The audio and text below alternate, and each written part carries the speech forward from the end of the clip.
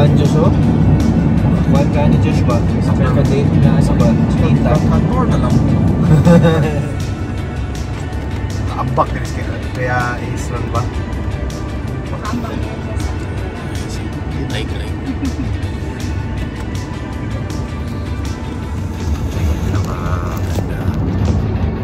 Driver dito.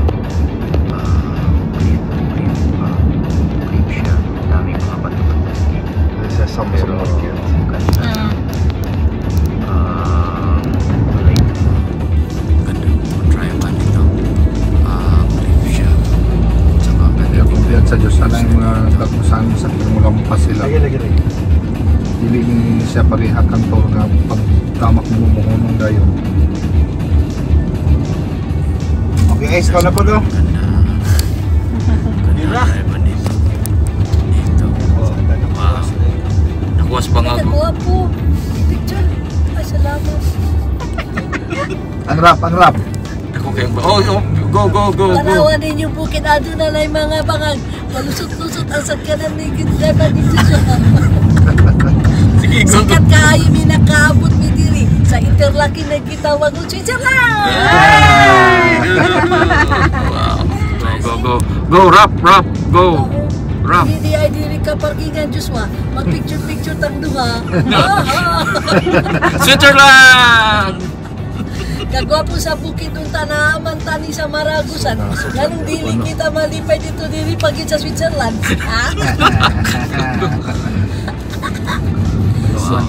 Puno ang parking, puno. No parking. No parking. Diyos. Stop ta tita, pero mo lang oy saka. On Zeestrasse toward Biersega. Wow. Continue on Zeestrasse for 5 kilometers. Julie, ulong. Julie. Picture eh. Dirahi kayo dugan na tayo. Parang nabilis Wala. Ito yung sinasabi nila na napakagandang view ng Switzerland.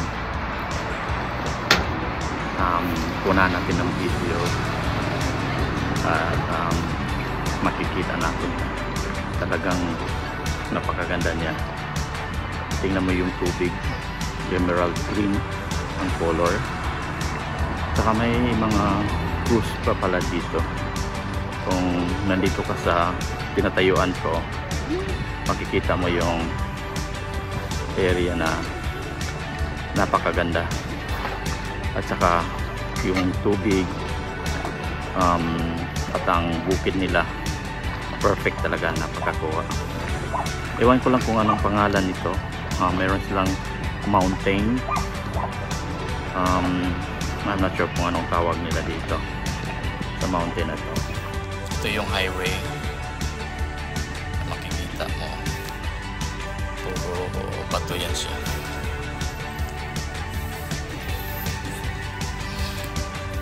Tsaka dito ito yung pangalan ng lugar, Tannersten.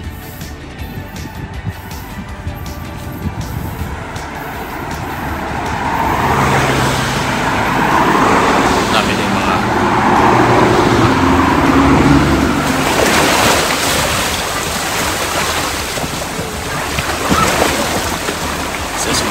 magandang lake dito sa Switzerland.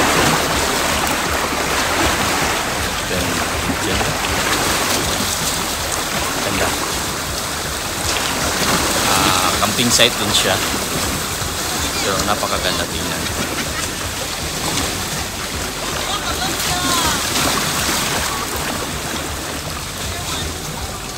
Napakaganda.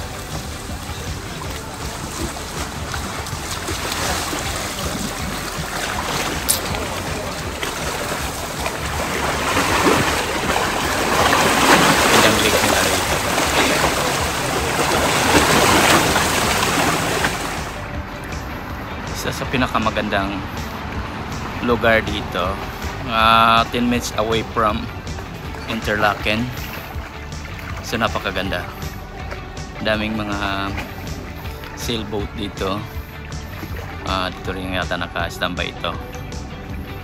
Yan, naka-park lang yan. So, ang ganda tingnan yung area dito. Yan. Mabuti nakakuha tayo ng magandang view. Yan.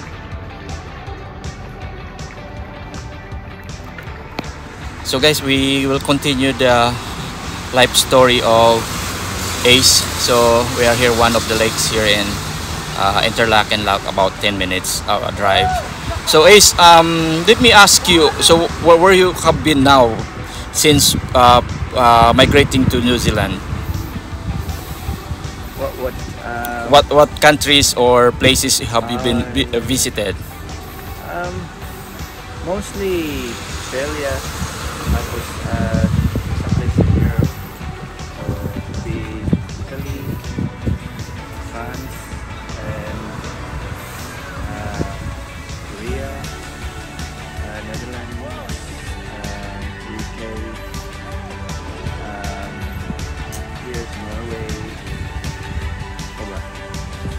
Amsterdam, Vatican,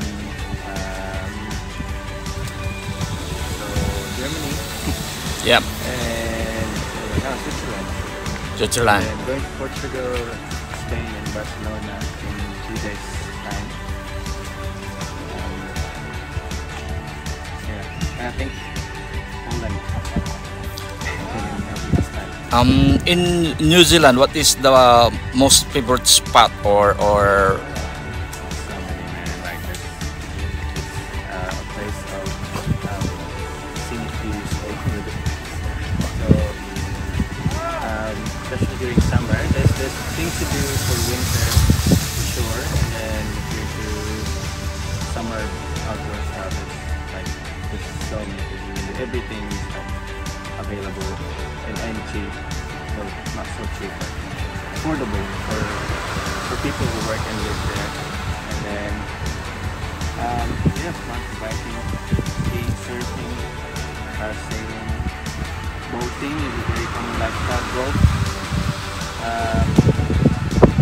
scuba diving, hunting is a huge lifestyle in New Zealand.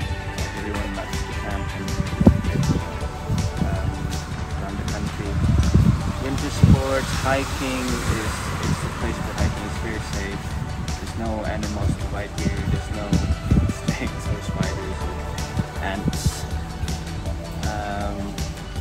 Yeah, whatever you're into, New Zealand has everything.